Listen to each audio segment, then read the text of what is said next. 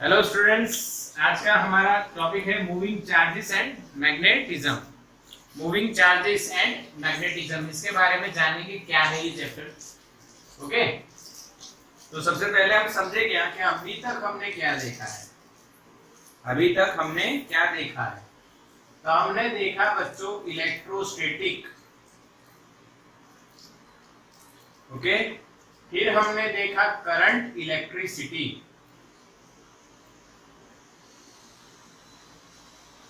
Electrostatic यानी charge जो charge था उसकी वेलोसिटी कितनी थी? जीरो वेलोसिटी पे चार्ज बैठा हुआ था। और वो जो चार्ज है वो कौन कौन सी इफेक्ट प्रोड्यूस करता है, वो हम किस में पढ़े? इलेक्ट्रोस्टैटिक्स। इफेक्ट के साथ साथ फोर्स, कूलम्स लॉ वगैरह सब कुछ पढ़े इलेक्ट्रोस्टैटिक। फिर अगर वो चार्ज दौड़ने लगता है तो दौड़ते दौड़ते वो क्या बन जाता है? करंट बन जाता है। करंट बनता है, फिर वायर में से पास होते हुए उसको रेजिस्टेंस लगता है। इसको रेजिस्टेंस के कारण करंट की वैल्यू चेंज होती है। तो ये सारी स्टडी हमने किसने की? Current electricity. उसके बाद एक बात आई जिसमें ध्यान से आपको समझना है कि इलेक्ट्रोडायनेमिक्स, यानी जो दौड़ता हुआ चार्ज है, यहाँ पे जो दौड़ रहा है वो सिर्फ करंट बना रहा है ऐसा नहीं है, वो मैग्नेटिक इफेक्ट भी प्रोड्यूस करता है। तो इलेक्ट्रिक एंड मैग्नेटिक जो इफेक्ट्स हैं वो कंबाइन होके क्या होता है बच्चों? इलेक्ट्रोडायनेमिक्स। चार्ज इन मोशन, जो चार्ज इन मोशन होता है उसमें आप करंट इलेक्ट्रिसिटी भी पढ़ गए। और अब आप इसमें चैप्टर नंबर 4 पढ़ रहे हो। चैप्टर नंबर 5 आएगा, मैग्नेटिज्म आएगा, एंड मेटल मैग्नेट कैसे बना, पर इसको इसमें इंक्लूड ना करे तो भी चलेगा। चैप्टर 4 यहाँ पे हम कौन सा पढ़े? चैप्टर 3। चैप्टर 3 में चार्ज मोशन में, इलेक्ट्रोडायनेमिक्स में भी चार्ज मोशन में, और यहाँ पे charge in motion magnetic effect भी प्रोड्यूस करता है, वो पढ़ना है। समझ में आया? इसलिए चैप्टर का नाम क्या है? Moving charges and magnetism. Moving charges and magnetism. तो ये बात आपको समझ में। अब एक क्वेश्चन ऐसा होगा दिमाग में कि ये कैसे रिलेट करते हैं, ये दोनों कैसे रिलेट करते हैं? ये भी ढूंढा तो गया होगा ना कहीं किस तरह से इन दोनों का रिलेशन बनता है।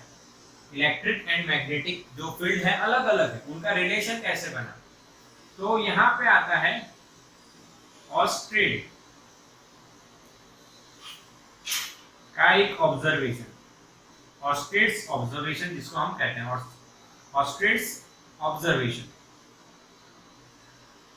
इन्होंने एक ऑब्जर्वेशन किया है, वो हमें समझना है। इन्होंने एक एक्सपेरिमेंट किया। कैसे किया देखो। इन्होंने एक बैटरी ली बच्चों 20 वोल्ट की, उसके साथ एक स्विच लगा दी, और वो स्विच लगा के एक कंडक्टिंग वायर इन्होंने कनेक्ट कर दिया। ये स्विच है, अभी ओपन है, क्लोज नहीं है, यानी करंट जीरो है, सर्किट में से कोई करंट अभी पास नहीं हो रहा। तब इन्होंने यहाँ पे एक मैग्नेटिक नीडल रखी। कैसे दी रखी है वो आपको फिर बाद में पता लग जाएगा। डायरेक्शन, अभी डायरेक्शन की चिंता मत करना। मान लो ऐसे रखी इस डायरेक्शन, तो मैग्नेटिक नीडल अभी नॉर्थ डायरेक्शन में सेटअप हो चुकी है, अर्थ की नॉर्थ डायरेक्शन में सेटअप हो चुकी है। ओके, अब उन्होंने क्या किया? स्विच क्लोज किया, यानी करंट स्टार्ट किया। जैसे ही करंट स्टार्ट किया उनको क्या दिखा पता है? ये नीडल इसकी बजाय ऐसे हो गई। ये करंट जीरो था तब थी, अब करंट अगर जीरो नहीं है तब ऐसा हुआ। तो क्या देखने को मिला बच्चों? क्या देखने को मिला? अगर किसी आयन की चीज को मैं ऐसे हाथ करूं और वो ऊपर आए या चौंट जाए, ऐसे चिपक जाए, तो आप क्या कहोगे? सर के हाथ में मैग्नेट है या उनके हाथ में मैग्नेटिक फील्ड है। हाँ, यहाँ पे भी यही लॉजिक आएगा। अगर मैग्नेटिक नीडल डिस्प्लेस हो रही है, यानी उसका डिफ्लेक्शन हो रहा है, तो इसका मतलब यहाँ पे करंट पास होने से इसके आसपास कौन सी फील्ड बननी चाहिए? मैग्नेटिक फील्ड बननी चाहिए। ये ऑब्जर्वेशन किसने किया? ऑस्ट्रेट नाम के साइंटिस्ट। फिर उसके बाद उन्होंने क्या किया वो देखते हैं, समझो। वो यहाँ रुके नहीं, उन्होंने और ऑब्जर्वेशंस की, बढ़िया बढ़िया ऑब्जर्वेशंस की। कैसे की ये बताता हूँ आपको। अब उन्होंने क्या करा कि ऐसे आसपास मैग्नेटिक नीडल रख दी बहुत सारी, और उन्होंने करंट पास किया। डॉट का मतलब करंट बाहर आ रहा है। तो उन्होंने देखा वो नीडल जो रैंडम अरेंजमेंट में थी, वो बहुत सारी जो मैग्नेटिक नीडल है वो सारी एक ही अरेंजमेंट में आ गई। ऐसे, अब मैं सारी नहीं ड्रॉ करना, आप समझ जाना। ऐसे अरेंज हो गई, यहाँ पे होती एक, तो वो ऐसे ही। ये जो डार्क मैंने किया है, ब्लैक मैंने कर दिया है, व्हाइट चुड़ई मान लो नॉर्थ है, तो सारी जो नीडल है वो ऐसे सेटअप हो गई। ये भी उन्होंने एक और एक्सपेरिमेंट था। उसके बाद उन्होंने करंट की डायरेक्शन चेंज की, अंदर जाते हुए। क्रॉस यानी अंदर, डॉट यानी बाहर, ये तो पता है, 11th में पढ़ाया था। जैसे ही डायरेक्शन चेंज की, ये जो नीडल है उसकी डायरेक्शन भी चेंज हो गई। सारी जो नीडल्स हैं बच्चों, बहुत सारी, आप टेक्स्ट बुक में देखिए, बहुत सारी। मैं यहाँ पे 4 बना देता हूँ, यहाँ एक इधर और एक इधर। क्लियर है? ऐसा इधर एंटी क्लॉकवाइज, इधर क्लॉकवाइज, ऐसा हुआ। अब उनको क्या देखने को मिला बच्चों कि यहाँ पे भी सारी मैग्नेटिक नीडल एक ही डायरेक्शन में अरेंज हो जाती है और करंट की डायरेक्शन पे डिपेंड भी करती है। यानी उन्होंने कहा कि अगर करंट की डायरेक्शन चेंज करते हैं तो मैग्नेटिक फील्ड जो जनरेट हो रही है, यहाँ पे उन्होंने बोला मैग्नेटिक फील्ड जनरेट हो रही है।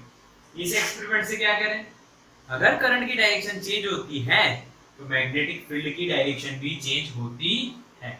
इसके बाद एक और एक्सपेरिमेंट, एक वायर है, उसमें से करंट पास कर रखी है। वायर से बच्चों सारे perpendicular to the cord, okay, plane of cord. ये वायर में से करंट उन्होंने पास किया और आसपास रैंडमली आयन के छोटे छोटे छोटे फाइलिंग्स, जो आप बोलते हैं FILING, जो भी आप उसको प्रोनाउंसिएट करो, वो डाल दी इधर रैंडम। तो जैसे ही करंट पास किया तो वो जो रैंडम था डायरेक्शन उन सभी का, वो एक सर्कुलर डायरेक्शन में हो गया, अरेंज मैनर में ऐसे आ गया। अरे वाह! तो उन्होंने क्या देखा, फिर से देखो, अब एक नया लॉजिक कि यहाँ पे अब ये करंट जो है वो मैग्नेटिक फील्ड प्रोड्यूस करता है, ये कंफर्म उन्होंने कर दिया, और सर्कुलर शेप में हो रही है, ये भी आपको दिख रहा है। एक वायर जाता है, उसमें से करंट अगर जा रहा है आई, तो सर्कुलर शेप में कौन से शेप में, सर्कुलर शेप में आसपास क्या जनरेट होती है बच्चों, मैग्नेटिक फील्ड। यहां से कंफर्म, समझ में आया? तो उनका ऑब्जर्वेशन क्या था, ये देखो ऑब्जर्वेशन क्या है। When electric current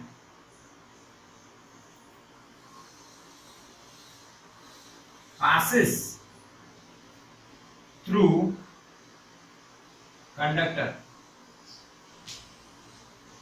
then magnetic field is produced around it. समझ में आया? When we pass electric current from the conductor, then magnetic field is generated or is produced around it. ये किसका ऑब्जर्वेशन था बच्चों? ऑस्ट्रेट का ऑब्जर्वेशन। समझ में आया? हाँ के ना? स्क्रीनशॉट लो इसका। ओके, तो बच्चों नेक्स्ट जो टॉपिक है, अब इसमें ऑस्ट्रेट का जो ऑब्जर्वेशन था, उन्होंने क्या किया, जो मैग्नेटिक नीडल है ऐसे रखी और वायर में करंट ऐसे गया तो वो डिफ्लेक्ट हो गई, या ऐसे डिफ्लेक्ट हो गया, ऐसे कैसे भी, वो बाद में देखेंगे डायरेक्शन, पर डिफ्लेक्ट होती है। अब कोई चीज डिफ्लेक्ट होती है यानी उसकी डायरेक्शन चेंज होती है, तो बिना फोर्स के तो नहीं हो सकती, इम्पॉसिबल, बिना फोर्स के नहीं हो सकती। अब मैग्नेटिक फील्ड के कारण अगर नीडल डिफ्लेक्ट हुई तो मैग्नेटिक फील्ड ने नीडल पे क्या लगाया होगा, मैग्नेटिक फोर्स। क्या लगाया होगा, मैग्नेटिक फोर्स। तो जो नेक्स्ट टॉपिक है बच्चों वो यही है कि ऑस्टेड के ऑब्जर्वेशन के बाद हमें पता चला कि भाई मैग्नेटिक फील्ड जनरेट होनी चाहिए जिससे नीडल डिफ्लेक्ट हो रही है, तो मैग्नेटिक फोर्स भी लगना चाहिए। तो कैसे फाइंड करते हैं, आओ। तो पहला, उससे पहले क्या है देखो, सोर्स ऐसा कुछ है ना, क्या है टॉपिक, सोर्सेस एंड फील्ड्स। इसमें पहला टॉपिक जो है वो है सोर्सेस एंड फील्ड्स। अब ये क्या है, देखो ये क्या है, ये बता, ये टॉपिक क्या सिखाता है। फील्ड्स यानी बहुत सारी फील्ड आप पढ़ चुके हो, तो मैं आपको एक बात बताता हूं, ध्यान से देखना। यहाँ पे हम फील्ड्स लिखते हैं, यहाँ पे हम उसके सोर्सेस लिखते हैं बच्चों, यानी रीजन क्यों जनरेट हुए, और यहाँ पे उसके सिंबल लिख देते हैं बच्चों। तो पहली जो फील्ड आप पढ़े हो बच्चों 11th में पढ़े हो, उससे पहले आप 9th में भी पढ़े तो ग्रेविटेशनल फील्ड, हाँ के ना बच्चों। उसका सोर्स कौन है पता है, मास।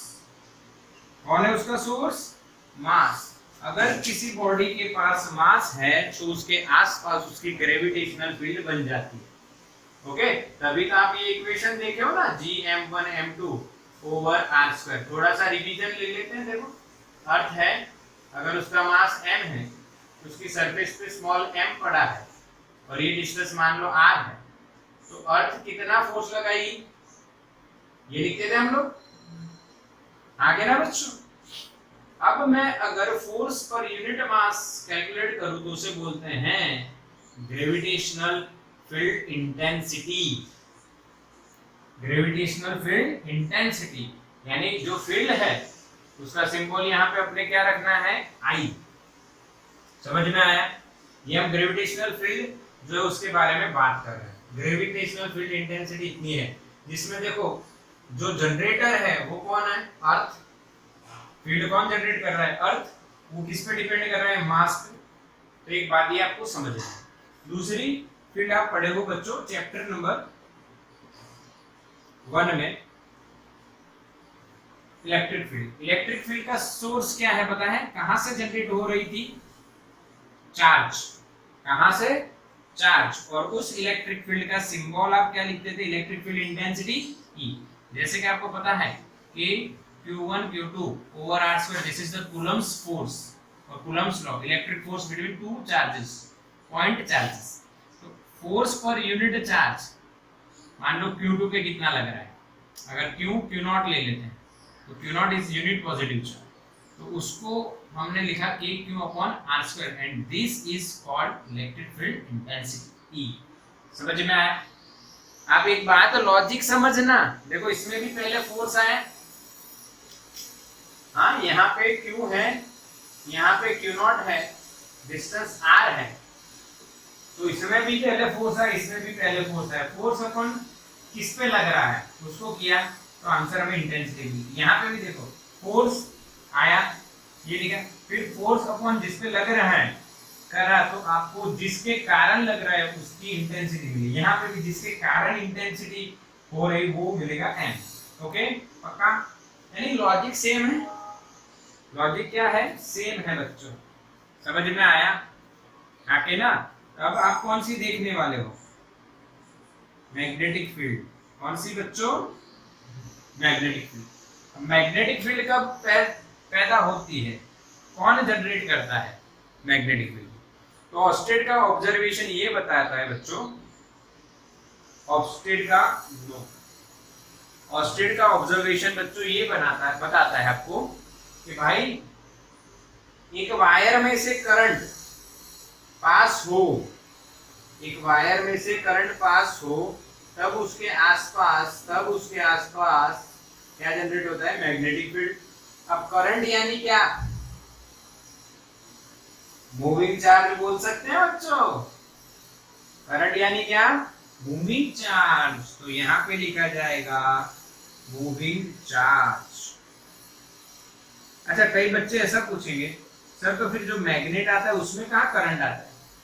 तो बच्चों को चैप्टर नंबर 5 में आपको बताया जाएगा कि मैग्नेट एक टाइप का मटेरियल है जिसके अंदर मैग्नेटिक प्रॉपर्टीज होती है, वो भी आपको समझाया जाएगा। ओके, अब इसको डिनोट करते हैं हम किससे?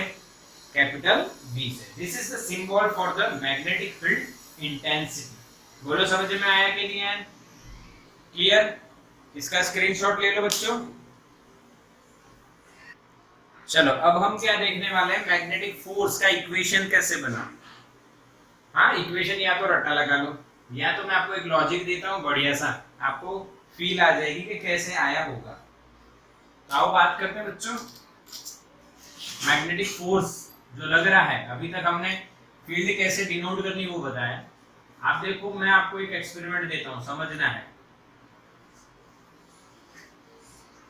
ये टेक्स्ट बुक में नहीं है और कहीं है कि नहीं ये मुझे पता नहीं है, मैंने कहीं देखा नहीं है, बट हाँ मैंने बना दिया कैसे, तो एक लॉजिक है अपना। देखो बढ़िया, ये दो मैग्नेट मैंने रख दिए।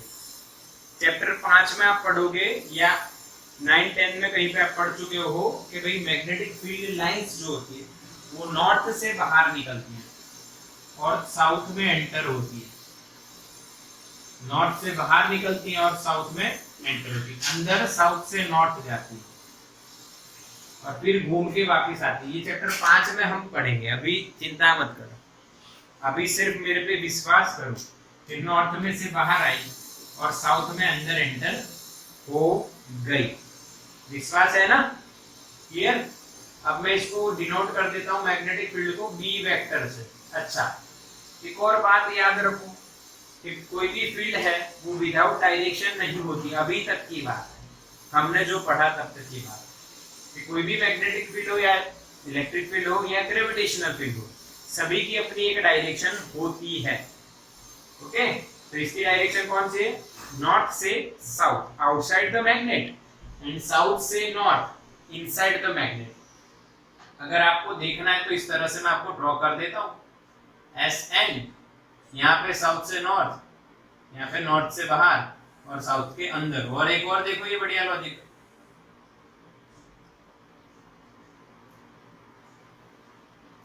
मैग्नेटिक फील्ड लाइन जो है क्लोज लूप बनाती है। मैग्नेटिक फील्ड लाइन क्या बनाती है? क्लोज लूप बनाती है।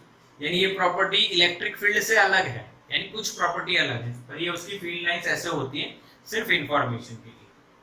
अब देखो, साइंटिस्ट जो हैं उन्होंने फोर्स का पता लगाना तो है ही, तो उन्होंने एक एक्सपेरिमेंट किया होगा। क्या किया होगा? एक एक्सपेरिमेंट। यहाँ पे उन्होंने, ध्यान से देखना है, यहाँ पे उन्होंने एक चार्ज लिया, क्यों? उसको perpendicular to the magnetic field अंदर डाला। किसमें? मैग्नेटिक फील्ड में। तो according to the Newton's law of motion वो सीधा जाना चाहिए, आगे ना। न्यूटन्स लॉ ऑफ मोशन क्या कहता है बच्चों? कि v वेलोसिटी से आपने किसी को प्रोजेक्ट किया तो वो सीधा जाना चाहिए जब तक उस पर फोर्स ना लगे। पर जैसे ही ये ऐसे डाला परपेंडिकुलरली, आगे ना, समझना। तो क्या हुआ पता है? ये जो चार्ज है, ये जो चार्ज है वो कहाँ चला गया? मैंने क्रॉस बना लिया। मैंने क्या बना दिया? क्रॉस। इसका मतलब वो किधर गए? अंदर गए। देखो ऐसे, इधर नॉर्थ, इधर साउथ, इधर नॉर्थ है। ये चार्ज हमने फेंका, ऐसे फेंका और वो ऐसे चला। अब Newton's law of motion follow नहीं हुए, यानी फॉलो हुए होंगे, कोई फोर्स लगा होगा पर हमें दिखा नहीं। फिर साइंटिस्ट ने कहा कि यहाँ पे कुछ ना कुछ मैग्नेटिक फोर्स होना चाहिए। कंक्लूजन हो गया, कंफर्म हो गया कि लगेगा। क्यों लगा? ठीक है, दो मैग्नेट से मैग्नेटिक फील्ड जनरेट की और आपने चार्ज को ऐसे डाला, कैसे भी प्रोजेक्ट किया, कुछ मैकेनिज्म यूज करके प्रोजेक्ट किया, तो चार्ज सीधा जाने के बजाय वो अंदर मुड़ गया, तो मैग्नेटिक फोर्स लगा। ठीक है, अब उसकी वैल्यू कितनी, उसकी वैल्यू कितनी वो जानने के लिए उन्होंने क्या किया, उन्होंने एक्सपेरिमेंट किया। जो यहाँ पे क्वांटिटीज है उनको चेंज कर करके देखा। उन्होंने सबसे पहले चार्ज को बढ़ाया, तो उन्होंने देखा यहाँ पे जो फोर्स लगा वो फोर्स बढ़ गया। मैग्नेटिक फोर्स को मैं FM लिखता हूँ, FB भी लिख सकते हो, फोर्स वेक्टर इसलिए वेक्टर बता। उन्होंने देखा, देखो कैसे देखा, उन्होंने क्या सोचा कि दो मैग्नेट हैं, उनके बीच में उन्होंने पहले प्रोटॉन डाला और फिर उन्होंने अल्फा पार्टिकल, आप केमिस्ट्री में पढ़े होंगे, अल्फा पार्टिकल का प्रोटॉन से डबल चार्ज होता है, तो अल्फा पार्टिकल डालना। तो उन्होंने क्या देखा, जब देखो मैं आपको एक फील्ड देता हूं, ये अल्फा पार्टिकल में डाल रहा हूं, तो अल्फा पार्टिकल डाला तो ऐसे ऐसे जाके ऐसे ऐसे से मुड़ गया। फिर उन्होंने, सॉरी पहले हम प्रोटॉन डालते हैं, प्रोटॉन देखो, प्रोटॉन, ये प्रोटॉन मुड़ा, प्रोटॉन मुड़ गए। फिर प्रोटॉन की जगह अल्फा पार्टिकल डाला तो वो भी मुड़ा, देखो कैसे, वो जल्दी मुड़ा, स्पीड बढ़ गई। स्पीड बढ़ा इसका मतलब क्या होगा बच्चों, फोर्स बढ़ गया। समझ में आया? ऐसे पता चला कि चार्ज इंक्रीज करने से मैग्नेटिक फोर्स इंक्रीज होता है। ये पहली बात। अब दूसरी बात करते हैं। फिर उन्होंने क्या किया, मैग्नेटिक फील्ड को इंक्रीज किया। मैग्नेटिक फील्ड कैसे इंक्रीज की, चार्ज सेम रखा, मान लो अल्फा नहीं, ये अपने प्रोटॉन है, ई चार्ज किसका है, प्रोटॉन प्लस ई है। अब ये प्रोटॉन ही रखा, पर यहाँ पे स्ट्रॉन्ग मैग्नेट लगा दिए, बी इंक्रीज किया। इसका मतलब क्या, मैग्नेट को स्ट्रॉन्ग बना दिया। मैग्नेट जिसकी मैग्नेटिज्म पावर स्ट्रॉन्ग है, ज्यादा है, वो लगाया। तो देखा तो वही हुआ, देखो पहले कम मैग्नेटिक फील्ड थी तो ऐसे, फिर मैग्नेटिक फील्ड बढ़ाई तो ऐसे। तो क्या देखने को मिला, कम मैग्नेटिक फील्ड में कम फोर्स, ज्यादा मैग्नेटिक फील्ड में ज्यादा फोर्स। ये प्रैक्टिकल हुआ। तीसरा पॉइंट, किसी साइंटिस्ट ने सोचा कि ये बात तो सही है, पर थोड़ा सा टेढ़ा डालो, थोड़ा सा टेढ़ा डाला। भाई इसको प्रोजेक्ट किया, परपेंडिकुलर कर रहे थे, जब उन्होंने कुछ एंगल के साथ प्रोजेक्ट किया तब उन्होंने क्या देखा, ध्यान से देखो, समझना है, ध्यान से देखो, यानी यहाँ पे समझाना पड़ेगा, इधर फिर थोड़ा सा मजा नहीं है। उन्होंने दो केस लिए, देखो दो केस लिए, ध्यान से देखना है। ये बी है और ये बी है, तो इनके बीच का एंगल उन्होंने मान लो 30 लिया पहले, कितना लिया 30। दूसरे केस में उन्होंने ये एंगल बढ़ा दिया, 60 कर दिया। वेलोसिटी उतनी ही रखी, वेलोसिटी सेम रखी, पर एंगल बना दिया 60। मैग्नीट्यूड सेम है, एंगल बढ़ाया। तो इस केस में क्या देखा, ध्यान से देखना है। पहले केस में इसमें क्या हुआ, ऐसे आया प्रोटॉन, मान लो कोई भी, ऐसे आया ऐसे गया, कोई दिक्कत। दूसरे केस में देखो, ऐसे आया ऐसे गया, इसमें फास्ट गया, इसमें फास्ट, इसमें स्लो। इसका मतलब यहाँ पे फोर्स बढ़ा। तो उन्होंने क्या कंक्लूड किया, देखो ध्यान से देखना, इसके दो कंपोनेंट हो गए, v cos theta and v sin theta. इधर भी v cos थीटा और v sin थीटा। इधर आप देखोगे कि v sin थीटा ज्यादा है और ये v sin थीटा कम है। ऐसा एक्सपेरिमेंट उन्होंने बार बार किया, उन्हें थीटा बढ़ाया, जैसे थीटा बढ़ाया 0 से 90 की ओर लेके गए, वैसे ये फोर्स बढ़ता गया। जब पैरेलल टू बी कर दिया तो ये फोर्स 0 हो गया। तो उन्होंने कंक्लूजन क्या किया, v sin थीटा जब आपने बढ़ाया तो फोर्स बढ़ गया।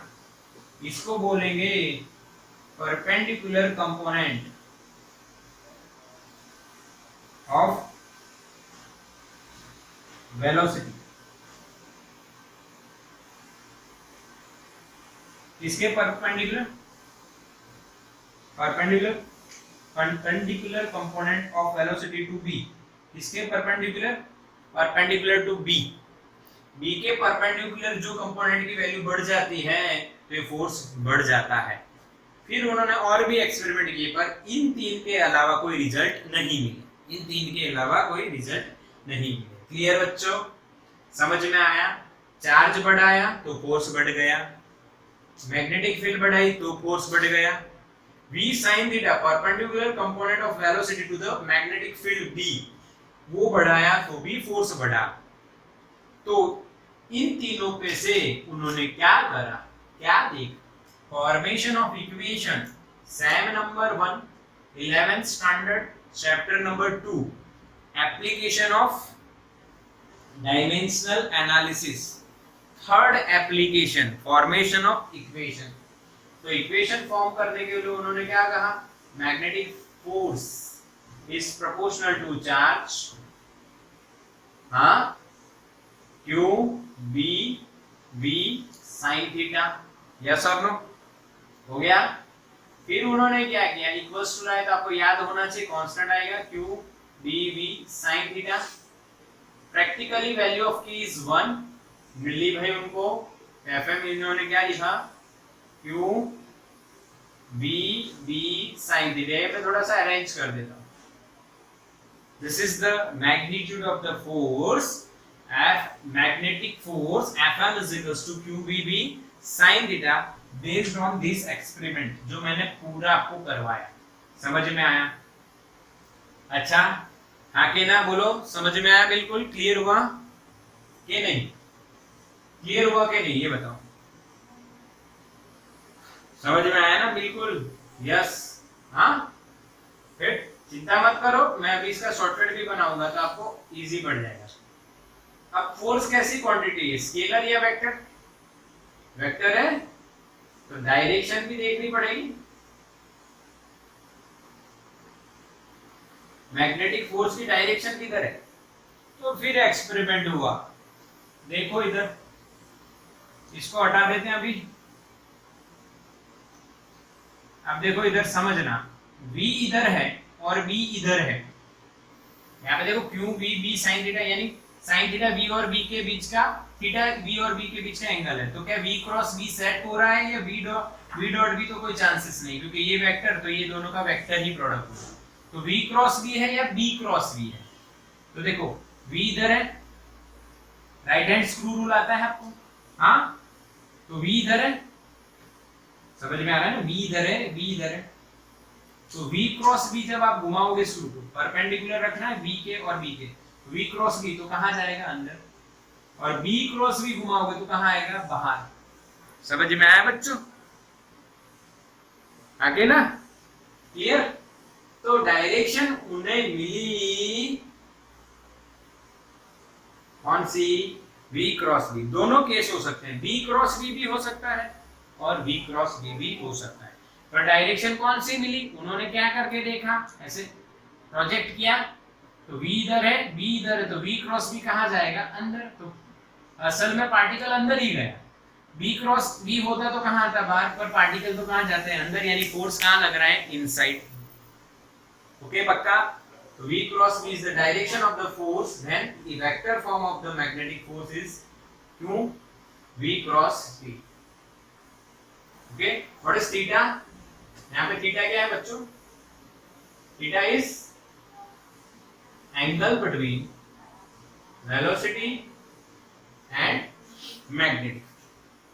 ओके,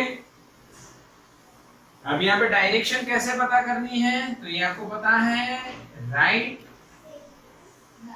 हैंड स्क्रू रूल, सबको आता है। कौन सा? Right hand screw rule. एक बार याद करवा देता हूँ, एक बार क्या करवा देता हूँ, याद। देखो ये हम एक प्लेन लेते हैं, इस प्लेन में मान लीजिए B इधर है बच्चों, और इधर भी मान लो, कुछ भी मान सकते हो, B इधर है और B इधर है, और एक पार्टिकल है, चार्ज पार्टिकल। तो राइट हैंड स्क्रू क्या करना है? तो इस प्लेन में इस प्लेन के परपेंडिकुलर स्क्रू रखना है। V क्रॉस B ढूंढना है, तो V और B जिस प्लेन में है उसके परपेंडिकुलर स्क्रू को पकड़ो, और V क्रॉस B है तो V से B की ओर घुमाओ, V से B की ओर घुमाओ, तो स्क्रू कहां आगे बढ़ेगा? ऊपर। This is the direction of FM। Q into V cross B। समझ में आया बच्चों? क्लियर के नहीं? यह डायरेक्शन हो गई V क्रॉस B की। अगर उल्टा होता तो V इधर होता और B इधर होता तो कहाँ आता? नीचे। इसको राइट हैंड स्क्रू रूल बोलते हैं। Hold the screw in your right hand perpendicular to the plane in which two vectors are present. Then rotate the screw in the direction of the cross product.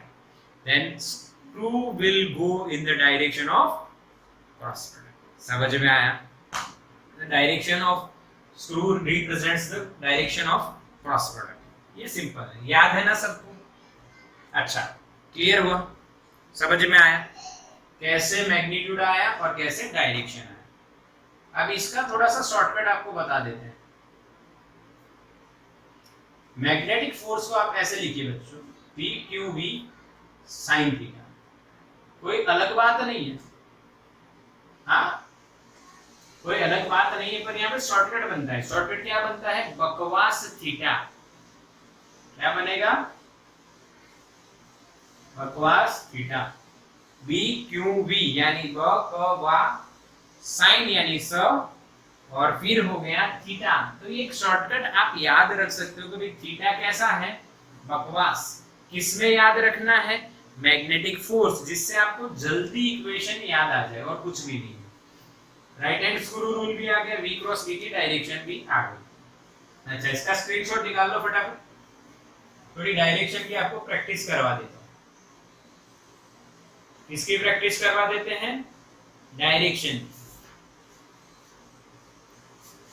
चलो जल्दी, yes direction की practice करवा देते हैं।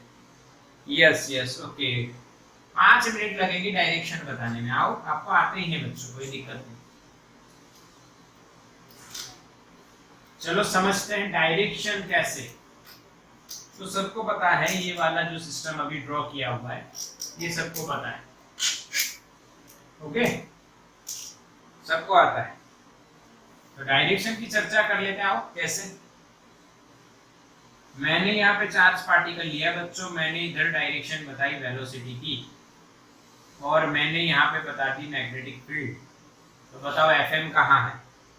Outside, inside, up, down, right, left, north east, south east, जो east west, जो भी आप सोचो बताओ। बताओ। स्क्रू लो, V और B के परपेंडिकुलर रखो। V भी इधर है तो इधर रखो ऐसे, और V से B घुमाओ तो कहाँ आएगा? बाहर आएगा। आके ना, तो यहाँ पे डायरेक्शन क्या आएगी?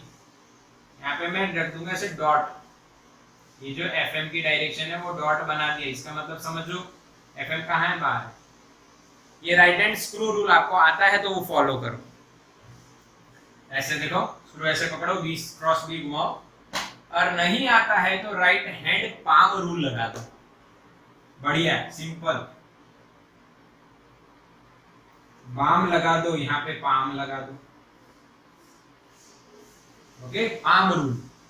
पान मत समझना, पाम। ओके, तो क्या करना है? सिंपल है। ऐसे जो उंगलियां हैं चारों चार आपकी, वो एक फर्स्ट वेक्टर की डायरेक्शन में रखिए। एफएम की डायरेक्शन ढूंढनी है तो आपको कौन सी डायरेक्शन ढूंढनी है? V cross B। तो आपकी चारों चार उंगलियां V की डायरेक्शन में रखो। ऐसे भी रख सकते हो और ऐसे भी रख सकते हो। रखने के बाद आपको मुट्ठी बंद करनी है। मुट्ठी किस साइड बंद कर रही है? V के साइड, सेकेंड वेक्टर के साइड। तो V इधर है, ऐसे रखोगे तो मुट्ठी किधर होगी? उसके ऑपोजिट। इससे बढ़िया ऐसे रखो, V की डायरेक्शन, और मुट्ठी बंद करो। तो थंब क्या बताएगा? थंब क्या बताएगा? V cross. सिंपल है ना? ये बढ़िया है, मजा आई? ये अच्छा है ना? कई बच्चे सोच रहे हैं ये कैसा है, ये ऐसा ही है। पाम रूल, बढ़िया, इजी एकदम। हाँ, आपको वो फ्लेमिंग का लेफ्ट और राइट या नॉर्थ साउथ करने की कोई जरूरत नहीं है। सिंपल लॉजिक है, यही आपको याद रखना है, इजी। आओ एक और ट्राई करते हैं। डायरेक्शन की बात कर ली तो आ जाओ।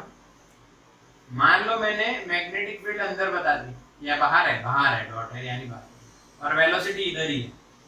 तो बताओ एफएम कहाँ है? राइट हैंड की जो चार उंगलियां हैं वो बी की डायरेक्शन में रखो, और बी किधर आ रहा है, बाहर, तो बी की तरफ मुट्ठी बंद करो। तो नीचे ऊपर कहाँ, देखो ऐसे भी रख सकते हो और ऐसे भी, बस थोड़ा सा ऐसे रखो, ऐसे मत करना तो कमर में मोच आ जाएगी, ऐसे रखो। वी और बी की ओर, बी बाहर है इसलिए, तो अंगूठा कहाँ है, नीचे। तो this is the direction of atom. समझ में आया?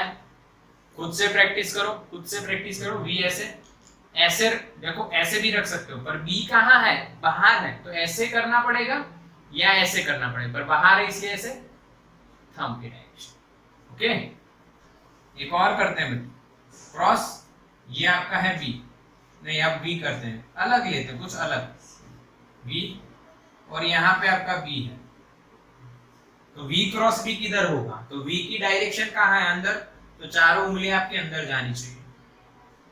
और बी किधर है, ऊपर है, तो ये जो मुट्ठी बंद करोगे वो किस साइड, ऊपर, ऐसे बंद करोगे तो आपको एफएम मिलेगा टुवर्ड्स द राइट। आ गया कंप्लीट? ओके, तो इसका भी स्क्रीनशॉट ले लो बच्चों। तो बच्चों last topic of the lecture is magnetic field and Lorentz force. मैंने देखने की बात है बच्चों, ये तो देखने वाले की जो नजर है उस पर डिपेंड करता है। यानी लॉरेंस साहब ने क्या किया, उन्होंने चैप्टर 1 पढ़ा, मेरा वीडियो देखा और चैप्टर 1 पढ़ा।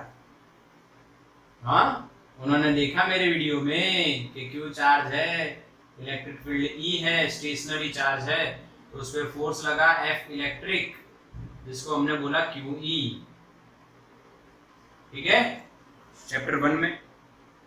फिर उन्होंने मेरा चैप्टर 4 का जो वीडियो आज बनाया वो भी देख लिया, जो अभी तक अपलोड नहीं हुआ है, फिर भी देख लिया कि मूविंग चार्ज है और मैग्नेटिक फील्ड है भी परपेंडिकुलर। हाँ, ये ध्यान रखना, फिर इधर ही भी तो फोर्स 0, तो मैग्नेटिक फोर्स लगता है क्यों, V क्रॉस V, बकवास थीटा, याद है आपको?